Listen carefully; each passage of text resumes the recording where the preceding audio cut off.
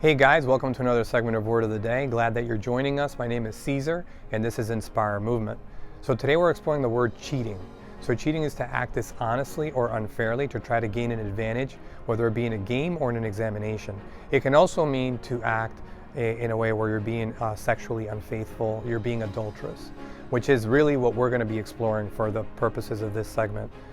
So if you've ever been cheated on, it sucks, right? It comes with a lot of hurt, a lot of anger, a lot of sadness, and a lot of pondering, like what happened? Why did this happen to me? Why were they not content with me? So let's explore, why do people cheat? Why do people commit an act of cheating and being unfaithful in a relationship? Well, some folks just don't have the maturity level to be in a long-term relationship at the moment that they're with you. That could be a potential reason why. They're just not folks that are keen to long-term commitments. And that's maybe a form of acting out almost. They get afraid when things get too close, too heavy.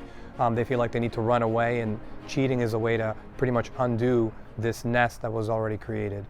Anger.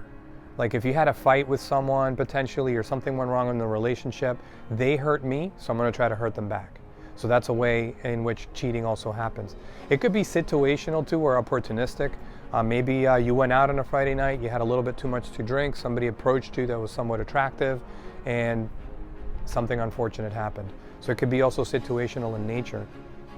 So there's a lot of different reasons why people can succumb to cheating. It could be something also like unmet, like sexual needs, for example, issues with intimacy that are not being talked about within the couple, and somebody goes astray looking for something that they weren't finding at home. So that's yet another thing that needs to be addressed. What can we do if a situation like that has already happened in order to even try to repair the damage that has already been done? Well, the number one thing is to try, if you can, to talk about what happened.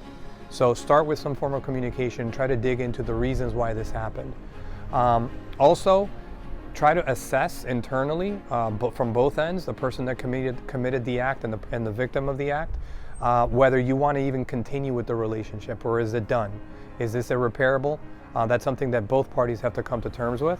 And the person that was cheated on, can they ever really find trust again in the person that committed the act against them? That's also very important. Whether it be for the person that committed the act or the victim, in both situations, individual therapy and counseling therapy, if they decide to stay together, is par for the course, right? You're going to need some sort of digging in to what the underlying problems are for the person that committed the act. Why are you succumbing to this? If it's happened multiple times in different relationships that they've had, why is this an issue?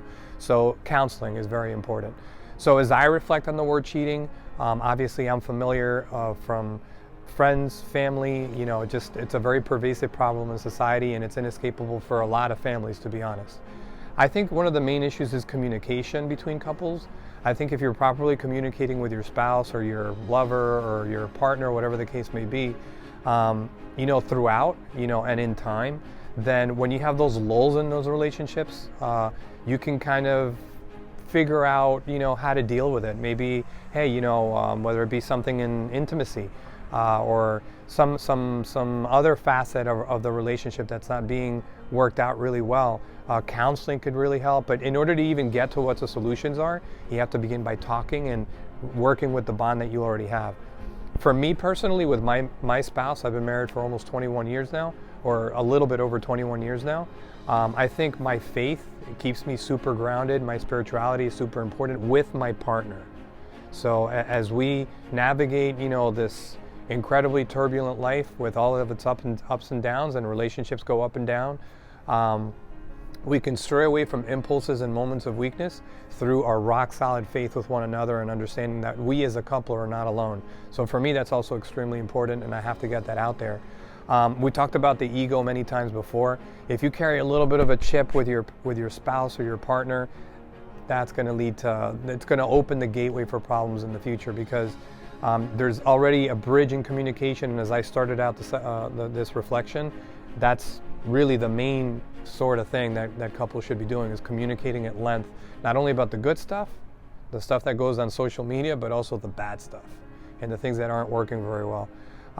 So I think those are some helpful things to kind of consider. And again, if you find yourself in one of these situations, if you're a victim of cheating, I'm sorry. And if you are actually cheating on your partner or on your spouse or whoever the case may be right now, I also feel bad for you, because I understand that something within you isn't right for you to be doing what you're doing right now.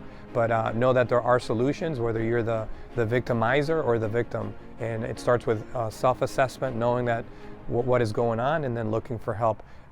And there is help out there, by all means. So with that, I hope that you enjoyed these reflections. I'm going to also put a very special plug for our bands again. Our resistance bands are coming out in 10 days. 10 days. So if you haven't participated in our raffle, you have 10 days to do so. Please tag 3 people. Make sure that you either direct message us in one of our comments that we have on any one of our posts for this week, including this one, and you will be a participant in a raffle. So I look forward to your patronage and support as always. Thank you so much, and have a blessed week. Thank you.